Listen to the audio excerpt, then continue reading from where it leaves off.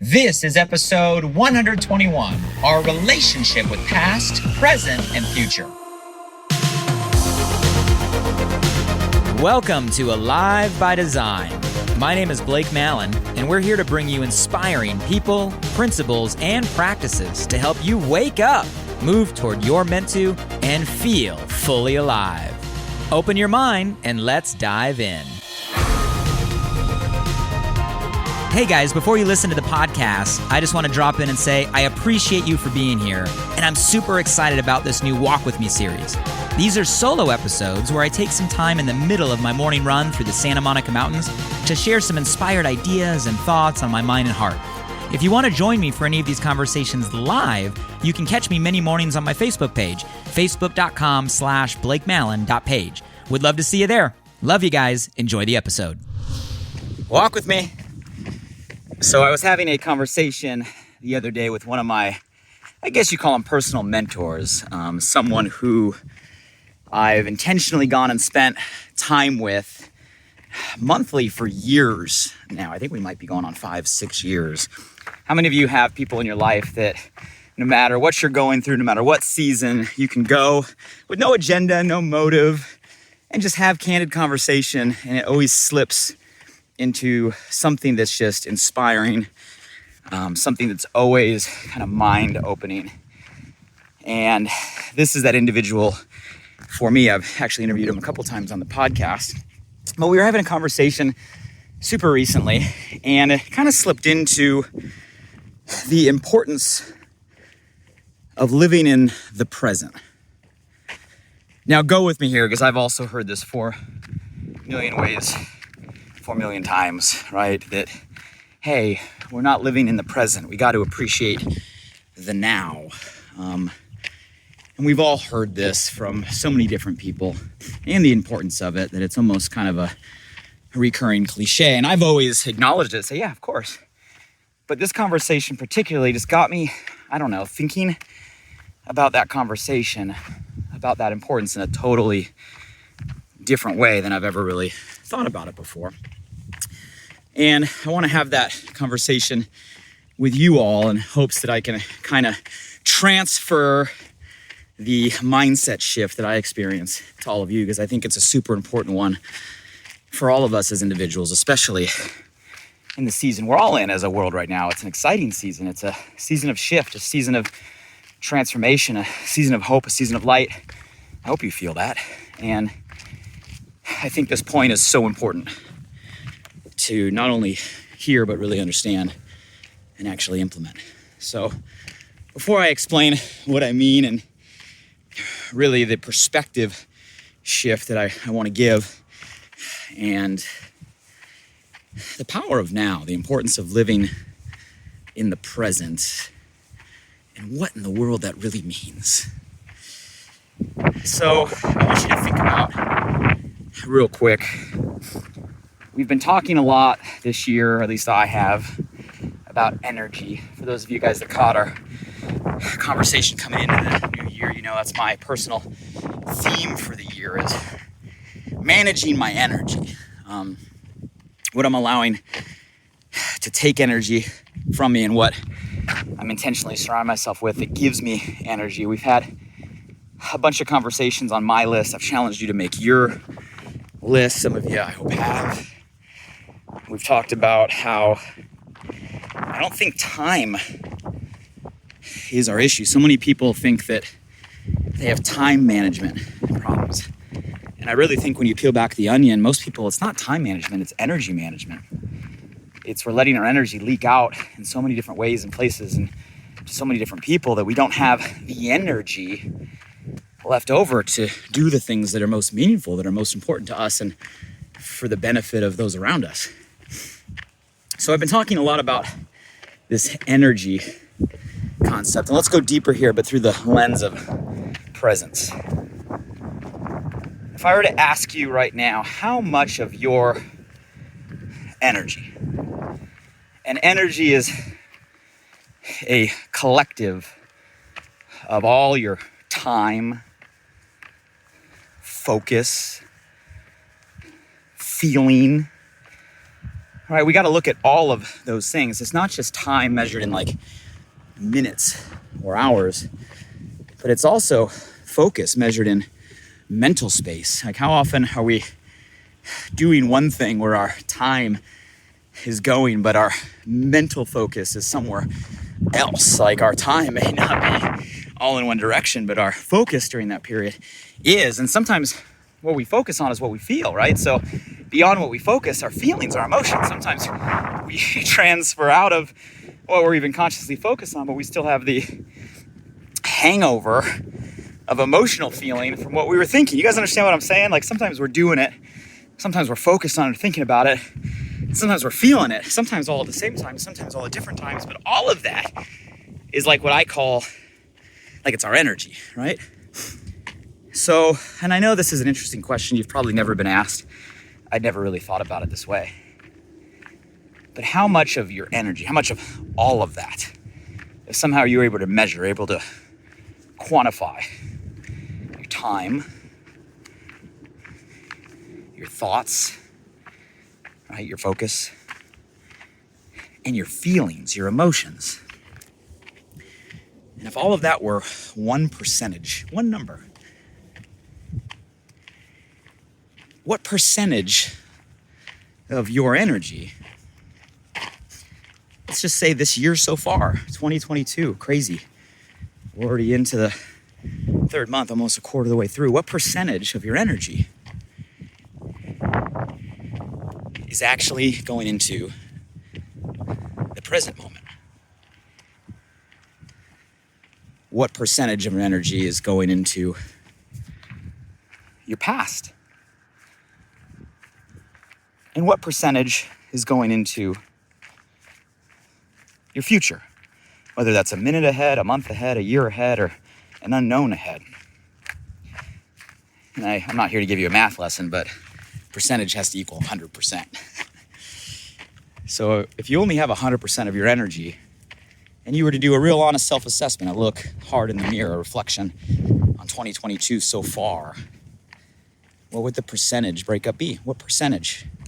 And again, not just your time, but your time, your focus, your thoughts, your feelings is on something already behind you. What percentage is on what's ahead of you? And what percentage is actually really, truly in the present moment right now? It's an interesting question if you really think about it that way. Here's a quick view from the top. Check it out. I'm gonna sit on our rock. You guys know our rock. Here's our rock. Take this watermelon sweets out of my pocket. I promise you this is like my new favorite flavor. And I know I said that last month when we launched Groovy Grape because that was my new favorite flavor, but watermelon sweets, brand new, freaking off the charts. It's like a watermelon Jolly Rancher, but energy boost for your body and brain. I don't know how they do it, but I love it.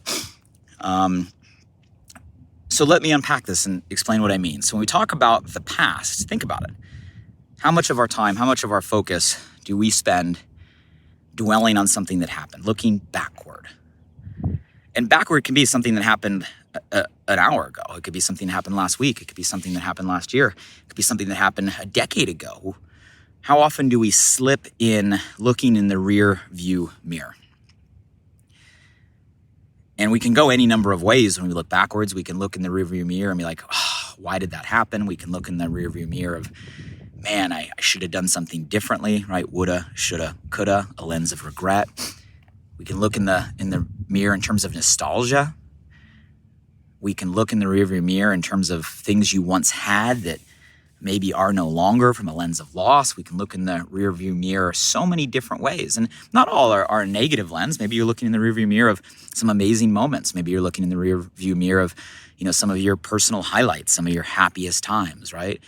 So I'm not here to say it's all negative. I'm just here to ask how much of you and your energy is looking backward in the past, for better or worse, for positive or negative. And again, it's not all negative. As a matter of fact, I think we should look back in order to be grateful and appreciate the things we've had. We should look back through a lens of learning and improving and growing in the pursuit of better, right? So don't get me wrong, we're not robots. You can't like instantly erase every minute that's behind you. We gotta enjoy that. That's life. Matter of fact, what is behind us is collectively our life up until this point. So hopefully you are looking back and grabbing some things you appreciate, some things you're grateful for, some highlights, some smiles, some joy, and storing all of that, because that timeline is your life up until this point. But again, the point of this conversation is, what percentage are you putting into what's behind? Same question in what's ahead.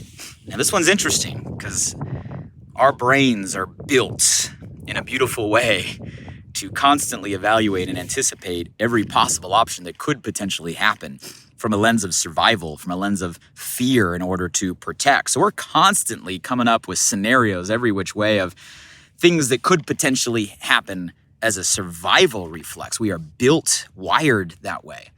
So when you really stop and think about it, how much of your time is going into the future?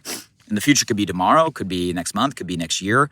In how many different directions? I mean, you sit and you hear a report from a news channel, or you read a tweet, or you see something on social media, and all of a sudden your brain goes 50 different ways into the future of all the different potential possibilities that are completely unknown and uncontrollable. And now your time is going there, your focus and your thoughts are going there, and depending on which direction you go, your emotions are getting dragged there. And how much of you, what percentage is living in the future? Think about it. Think about it. And I won't amplify the time and the thoughts by, hey, if you go too far down the wrong rabbit hole, man, your emotional energy goes that direction. And it takes a long time to shift that energy. You might shift your physical body or your attention to a whole new different direction, but your feeling of where you put yourself, that could last hours or days. Matter of fact, guys, what I'm describing conceptually, right? We give words like anxiety. Isn't anxiety just our emotions getting stuck because we went too far into the future of something unknown or something we can't control? That 99.999% of the things we think about and allow us to hijack our emotions never happen. We've survived 100% of the things in the past, yet we still play this game, and that we label anxiety, stress, overwhelmness, right? All this weight of emotion, but it's all living in the future. You know, or we look back and we get sad or angry or frustrated or regretful or depressed. And, you know, I'm not here to make a statement on like clinical diagnosis of depression. Obviously, that's a whole different level. But I think you guys are getting the gist. Like when we spend time looking backwards or looking forwards, that's what leads to these feelings. And again, my question of this conversation is how much time? What percentage so far year to date? If you were to literally pick a percentage, not metaphorically, literally, what percentage of your energy is in the past? What percentage of your energy is in the future? And then obviously whatever percentage is left is what's left in the middle, the now, the actual present now, where all of your energy, meaning your physical presence in time, your mental focus and thoughts, and your emotional feelings are all in the present moment. And let me just highlight all in the present moment. Well, Blake, I'm present with my, kids every night. Well, are you? With all your energy? You might be physically present. Your time might be present. But are your thoughts right there in that moment with them? Or your thoughts on what happened from the day earlier, or the thoughts on what you have on the schedule for tomorrow? Because that's not full presence. Physically, yeah, but mentally and emotionally, no. And I hate to highlight the social media effect, but how often are we in physical presence of friends, family, people, and yet constantly checking our phone and being triggered by a post, a message, a DM, an alert, a notification, a call, a WhatsApp, a Telegram? You guys get the gist. Now, again, not all of us is in the present. We're physically there, but we're mentally somewhere else. Therefore, we're emotionally somewhere else. I mean, we've all been guilty of being physically places, trying to be fully present, and then boom, a glance at a phone puts us into a different thought pattern and hijacks our emotions. And sometimes that pulls you out of the present for the rest of the night, the rest of the day, the rest of the hour. So when you really look at that present moment and you really understand that it's not just your physical, but I'm talking all of you, your thoughts, right? And your emotions, all your energy. And we were to really be true rating ourselves, what percentage would it be? What percentage in the past? What percentage in the future? What percentage in the present?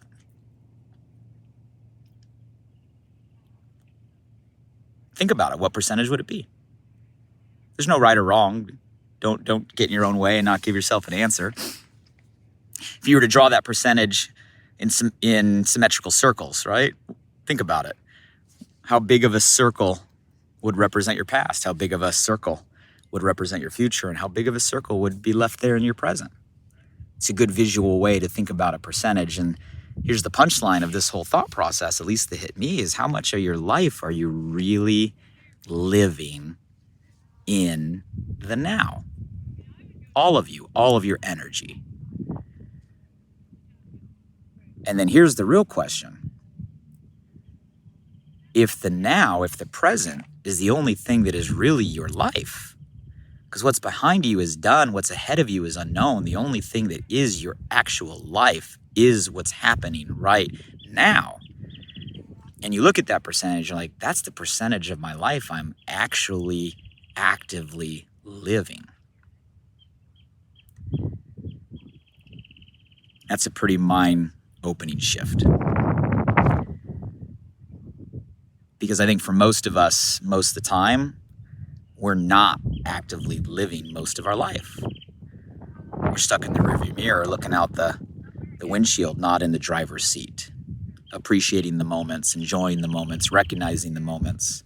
Not just the great, the good, and the bad, the lessons and the victories in the now. And I guess here's the good news, regardless of what that percentage is over the last couple months, it can shift just like that. First with awareness in a conversation like this, then a conscious decision to take it from wherever it is to wherever you want it to be. And I look at the delta as our potential, whatever percentage we're living in the moment right now, all the way up to the 100%, that's the opportunity we have to improve our level of living, to improve, right, how actively we are living what is real today. And something we can all work on. And don't get me wrong, I don't think it's ever going to be 100% for anybody, no matter what they say. I think our mind is built to go backwards and to go forwards. And I think there's value in that, acknowledging and being grateful for what's behind and thinking strategically and affirming and having a vision for the future. I think all of that is important. What percentage is the right percentage? I don't know. I think that's probably relevant to each and every one of us individually. But I think this conversation hopefully does for you what it did for me. It's kind of highlights how much of our life we're maybe putting in the wrong direction to create some bandwidth to put more on what's happening right now for us. So my challenge for myself between now and June is an arbitrary date, but between now and June was to be conscious about this and to put more time in that present circle, more time in that now circle. To recognize when my mind starts going too far in the past or too far in the future, which happens a lot, especially the future for me. I live most of my life naturally in the future. I don't know if any of you guys can relate. But to stop for a minute and say, okay, how much of this is serving me and how much of this do I got to take back so I can put time and energy into what's happening in this moment right now, actively living the life we have right now. So I challenge you, set a goal. Maybe the goal is 1 week. Maybe it's this week, right? Maybe the goal is a month. Maybe the goal is longer. Maybe you want to join me in June for whatever reason. But let's set a goal for all of us to balance out those circles a little bit, shrink the circles of the past and the future and grow that one in the middle, a little more balance in our lives. And I think we'll find a little more enjoyment in everything that's going on in the now, right now, despite what season we're in and everything that's going on around us. One more view from the top. Sun is out, beautiful day. And I love and appreciate all you subscribers and reviews. It means a lot to me. Until then, let's grow that middle circle. And hopefully this helps take the cliche of living in the present and living in the now to a whole new level of perspective so we can pursue better in our own lives. Have a great week, everybody. Take care. Hey guys, one last thing. I'm super excited that this new podcast, Alive by Design, just went live. You see, I designed the show to bring you inspired thoughts and fascinating conversations with the world's most impactful people, to provide transformative principles and practices to help you wake up, move toward your meant to, and feel fully alive. And I'd love for you to help me spread the word now. Simply subscribe, rate, and review the podcast on this platform right now. So if I've ever given you value, please do me this personal favor and go subscribe now. And if you found today's episode helpful in any way, make sure you share this with at least one friend today. You have the power right now to change someone's day. So send them a text message with a link to alivebydesign.com, or simply copy and paste the link right from this podcast platform. Who's one person you know right now that you want to see succeed, that you want to see grow, that you want to see feel more alive? Shoot them a text with your largest takeaway from today and be a light in their day. And if you were referred here by a friend, make sure you shoot them a text back and say thank you. I'd love to hear from you directly on what you got from today's podcast. So if you're up for it, drop by my Instagram @BlakeMallon and shoot me a DM. And as always, thank you for showing up. I'm grateful for you, and I hope our time together today in some small way helped you feel a little more alive. Until next time.